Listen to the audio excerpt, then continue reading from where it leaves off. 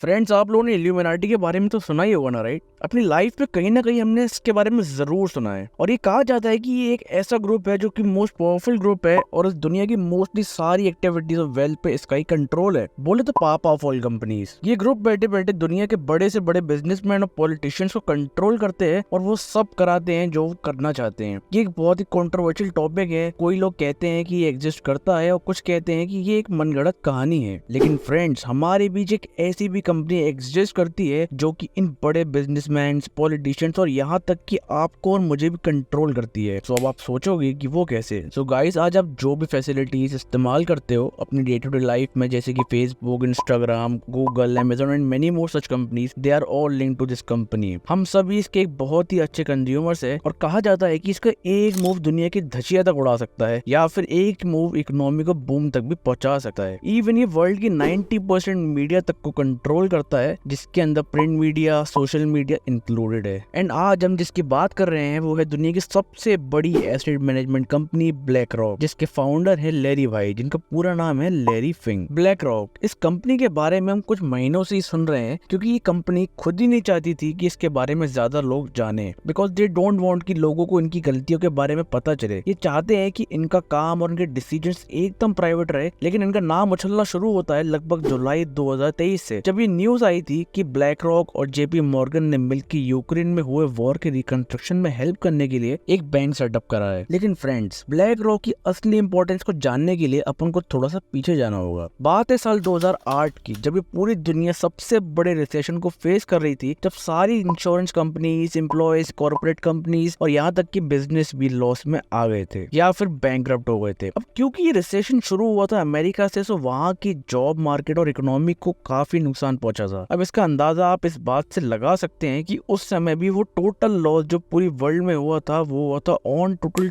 $2 trillion का। And it was termed as the biggest crisis of all time which was named as the great recession. लेकिन उस समय एक ऐसी भी कंपनी थी जिसने पूरे 23% का जंप मारा था अपनी नेट इनकम में, and that was black rock. अब उन हालातों में अमेरिका के सारे बैंकिंग इंस्टीट्यूट्स और गवर्नमेंट ने बल्कि लैरी फिंग से पूछा कि भाई बताओ, इस रिसेशन से निकलने का सॉल्यूशन क्या हो सकता है। अब भाई यहाँ लैरी भाई ने ऐसा सॉल्यूशन दिया जिससे सारी सिचुएशन तो संभल गई, लेकिन इसका सबसे ज्यादा बेनिफिट हुआ खुद लैरी फिंग और उनकी कंपनी ब्लैक रॉक को। अब चाहे आप कोई खाने की चीज ले लो, लाइक नूडल्स एंड ब्रेड, या फिर कंपनीज जैसे कि Amazon, Instagram, Facebook, Netflix, Microsoft, जितने भी सोशल मीडिया प्लेटफॉर्म्स को आज आप डे टू डे इस्तेमाल करते हो, यहाँ तक कि आप जिस फोन या गैजेट से वीडियो देख रहे हो ना, उन सब में भी ब्लैक रॉक कहीं ना कहीं अपनी इन्वॉल्वमेंट लेकर बैठा है। या चलो ये छोड़ो, आप अगर किसी कंपनी में जॉब करते हो और आप वहां से आए पैसे को किसी पेंशन फंड या इंश्योरेंस में इन्वेस्ट करते हो, तो इन सब कंपनीज में भी ब्लैक रॉक एक बिग इन्वेस्टमेंट पार्टनर है या फिर उस कंपनी का एसेट मैनेजमेंट संभालता है। आज ब्लैक रॉक ने अपने ऑफिसेस को दुनिया के हर एक कोने में और कंट्री में खोला हुआ है और आज ये कंपनी पूरे $9.3 ट्रिलियन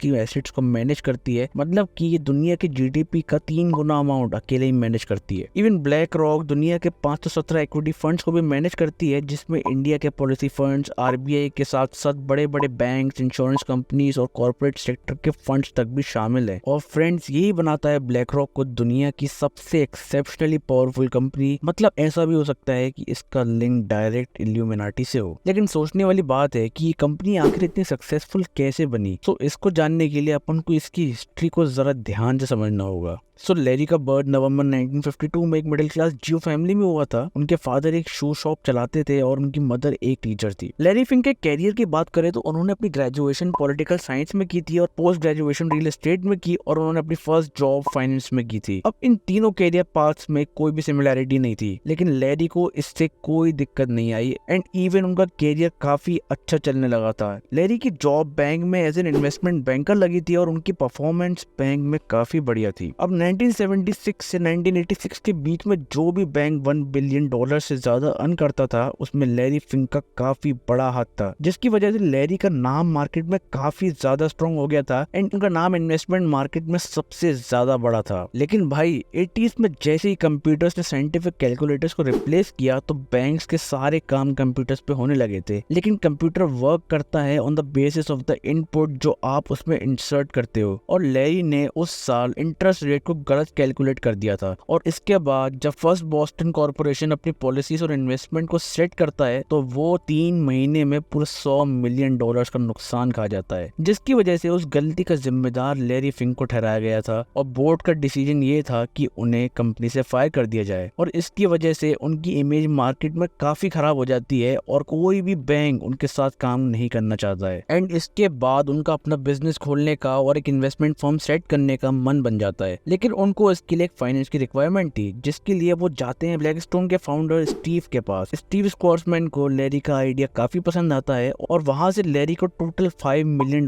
की इन्वेस्टमेंट मिल जाती है। लैरी को मालूम था कि ब्लैकस्टोन ग्रुप ने काफी पॉपुलैरिटी गेन कर ली थी कुछ समय से ही, जिसके लिए वो अपने नए बिजनेस को ब्लैकस्टोन ग्रुप के साथ ही स्टार्ट करना चाहते थे, जिसके लिए उन्होंने अपनी कंपनी का नाम भी Blackstone financial management private limited रख दिया था। और लैरी का बिजनेस और स्ट्रेटेजी बिल्कुल सही वर्क करते हैं और 7 सालों के बाद देखते ही देखते लैरी की कंपनी 54 बिलियन से ज्यादा की एसेट को मैनेज करने लगती है। और ये वही समय था जब उनके साथी स्क्वार्समैन अपने शेयर्स को $249 मिलियन में बेच देते हैं और उनका नाम उनकी कंपनी से हटा देते हैं। अब देखा जाए तो स्टीव ने अपने शेयर्स पे काफी अच्छा प्रॉफिट बनाया था, क्योंकि उन्होंने जो शेयर्स 249 मिलियन में बेचे थे वो उन्होंने मात्र $5 मिलियन में लिए थे। लेकिन कुछ समय बीतने के बाद लोगों ने स्टीव के इस डिसीजन को फाइनेंशियल वर्ल्ड की सबसे बड़ी मिस्टेक ठहराया। इसका रीजन आपको आगे पता लगेगा। इसके बाद लैरी अपनी कंपनी का नाम ब्लैकस्टोन से बदलकर ब्लैक रॉक रख देते हैं और वो अब पेंशन फंड्स को भी मैनेज करना स्टार्ट कर देते हैं। और ब्लैकस्टोन ग्रुप के अलग होने से कंपनी को कुछ भी फर्क नहीं पड़ता है। और इसके बाद 1999 में जब लैरी फिंक ने ब्लैक रॉक का IPO लॉन्च किया था तब उनकी कंपनी की वैल्यूएशन निकली थी टोटल $9 मिलियन। अब इसकी ग्रोथ के पीछे भी लैरी फिंक की एक बहुत ही शानदार स्ट्रेटेजी थी, जिसे वो लगभग 1990 से इस्तेमाल कर रहे थे, जिसमें वो अपनी कंपनी में सबसे अच्छे बंदों को ही हायर करते थे और उन्हें सैलरी के साथ साथ वो एम्प्लॉयज को अपनी कंपनी के शेयर्स भी दे दिया करते थे, जिससे एम्प्लॉयज का मोटिवेशन पीक पे पहुंच जाता था, क्योंकि कंपनी में पार्टनरशिप के बाद एम्प्लॉयज को कंपनी की ग्रोथ से डायरेक्ट फायदा होने लगता था। और आज यही स्ट्रेटेजी दुनिया की सारी बड़ी बड़ी कंपनीज इस्तेमाल करती है। आज ब्लैक रॉक दुनिया की 35 मेजर कंट्रीज में 500 से ज्यादा फंड्स को डायरेक्टली मैनेज करती है। ये इतनी ज्यादा पावरफुल कंपनी है कि जहां चाइना में आज फेसबुक, इंस्टाग्राम, गूगल जैसी कंपनीज को घास तक नहीं दी जाती है, वहां ब्लैक रॉक ने चाइनीज मार्केट में रियल एस्टेट और फंड मैनेजमेंट में मजबूत पकड़ बना रखी है। आज इस कंपनी की खुद की नेटवर्थ $120 बिलियन है और अगर स्टीव स्क्वार्समैन लैरी फिंक से अलग ना होते ना उस समय पर तो आज वो बहुत फायदे में होते, क्योंकि अगर वो अपने $240 मिलियन का शेयर विड्रॉ नहीं करते तो वही $240 मिलियन आज $40 बिलियन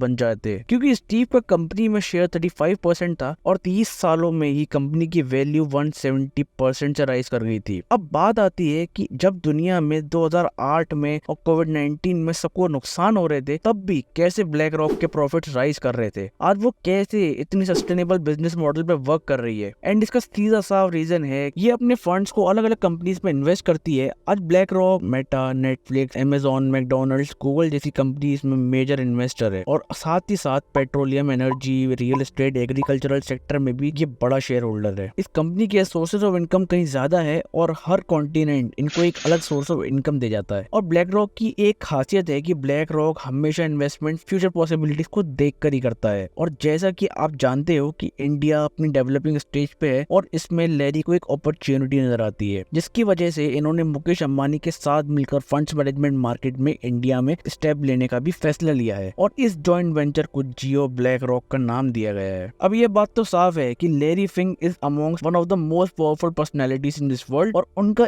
एक भी गलत डिसीजन वर्ल्ड की इकोनॉमी को हिला कर रख सकता है। So guys, thanks for watching and ऐसे ही फाइनेंस रिलेटेड इन्फॉर्मेशन लेने के लिए हमारे चैनल को सब्सक्राइब कर लीजिए and please like and share the video. Thank you.